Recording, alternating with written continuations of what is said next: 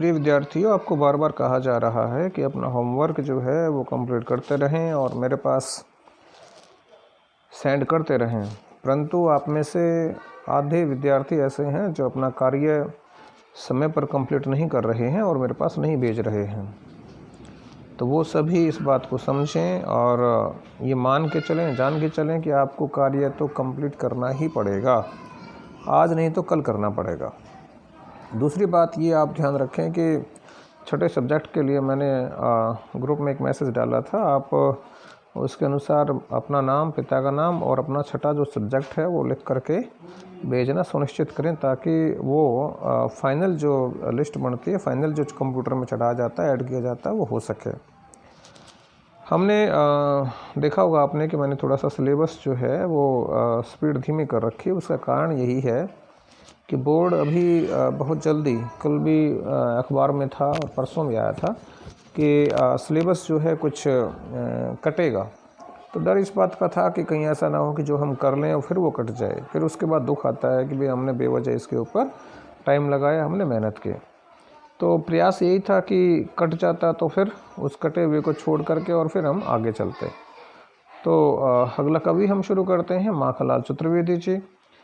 जन्म जो है वो मध्य प्रदेश के होशंगाबाद ज़िले के बाबई गांव में सन 1889 में हुआ।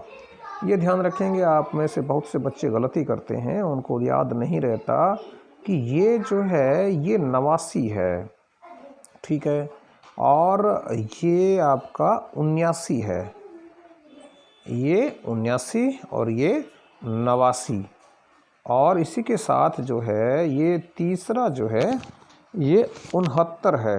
69, 69, 79, 89 याद रखेंगे।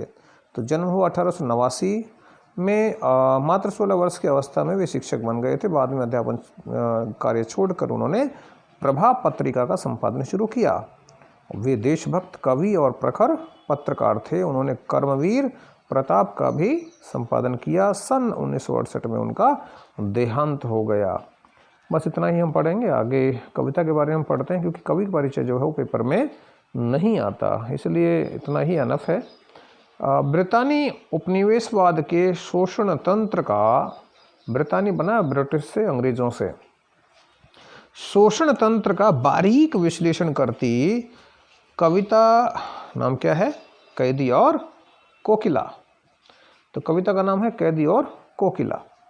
बहुत लोकप्रिय रही है यह कविता। भारतीय स्वाधीनता सेनानियों के साथ जेल में किए गए दुर्व्यवहारों, यातनाओं का मार्मिक साक्ष्य प्रस्तुत करती है।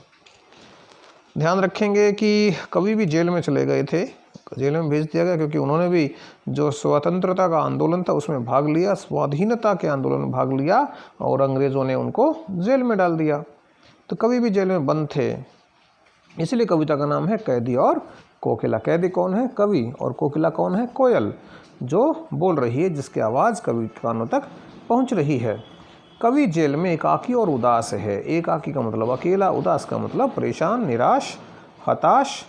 कोकिल से अपने मन का दुख, असंतोष और ब्रितानी शासन के प्रति अपने आक्रोश को, अपने गुस्से को व्यक्त करते हुए वह कहता है कि समय मधुर गीत गाने का नहीं है।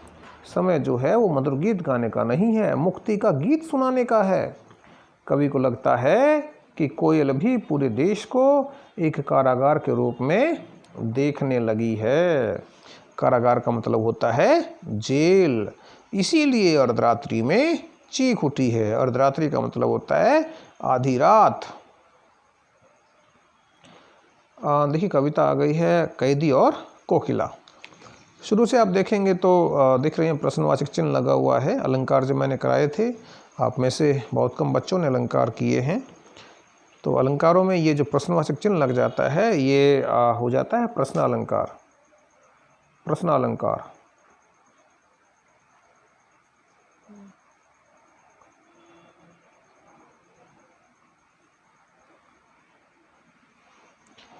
क्या गाती हो, क्यों रह जाती हो, कोकिल बोलो तो, क्या लाती हो, संदेशा किसका है, कोकिल बोलो तो। ऊंची काली दीवारों के घेरे में डाकू चोरों बटवारों के डेरे में, जीने को देते नहीं पेट भर खाना, मरने भी देते नहीं तड़फ रह जाना, जीवन पर अब दिन रात कड़ा पहरा है, शासन है या तम का प्रभाव गहरा है। अब इस पंक्ति में दो अलंकार हैं, एक है आपका संध्या अलंकार और एक है आपका प्रश्न अलंकार।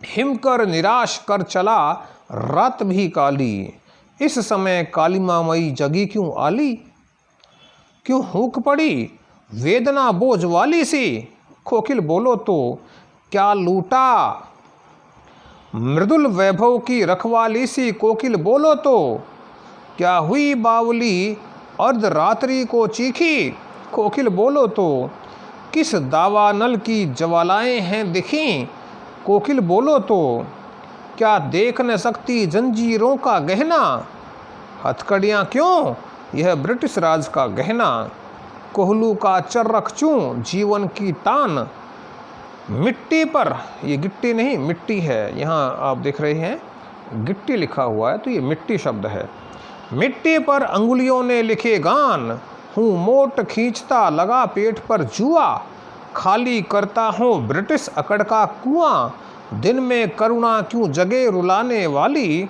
इसलिए रात में गजब ढा रही हो वाली, इस शांत समय में अंधकार को बेद रो रही क्यों हो, कोकिल बोलो तो चुपचाप मधुर विद्रोह बीज इस भांति बो रही क्यों हो, कोकिल बोलो तो काली तू रजनी भी काली, शासन की करनी भी काली, काली लहर कल्पना काली मेरी काल कोठरी काली, टोपी काली कमली काली मेरी लोह श्रृंखला काली, पहरे की हंकुरिति की ब्याली तिस्पहर गाली ऐ आली, इस काले संकट सागर पर मरने की मदमाती, कोकिल बोलो तो अपने चमकीले गीतों को क्यों कर हो तैराती, कोकिल बोलो तो तुझे मिली हरियाली डाली मुझे नसीब कोठरी काली, तेरा नभ भर में संचार मेरा 10 फुट का संसार,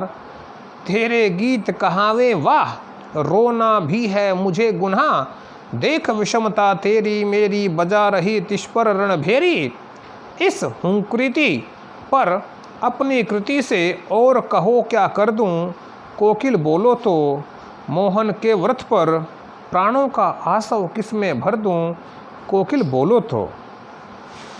ये आपकी बड़ी कविता है, इस पाठ्यक्रम में सबसे लंबी कविता यही है बेटा। आप ध्यान रखेंगे इधर शब्दार्थ शब्द संपदा दी हुई है, कुछ शब्द तो आपको यहाँ से मिल जाएंगे, कुछ शब्द आप कोशिश करेंगे, आपके पास यदि कोई सहायक पुस्तिका है आप स्वयं जो है उसका अंदाज़ा लगा सकते हैं, वहाँ से आप लिख सकते हैं, या शब्दकोश आपके पास होना चाहिए जिसको इंग्लिश में डिक्शनरी कहते हैं, डिक्शनरी आपके पास हो उसमें से आप शब्दार्थ देखिए, और नहीं तो कल मैं इस कविता की व्याख्या आपको करवानी शुरू करूँगा और सबसे पहले शब्दार्थ जो है नोट कराऊँगा, आप अपने नोटबुक में पेंसिल से साथ साथ शब्दार्थ लिखेंगे। पुनः आपको मैं आगाह कर दूं, चेतावनी दे दूं कि अपना कार्य करते रहें, हर रोज़ का कार्य हर रोज़ करिए ताकि आप पीछे ना रहें, आप ना पिछड़ें।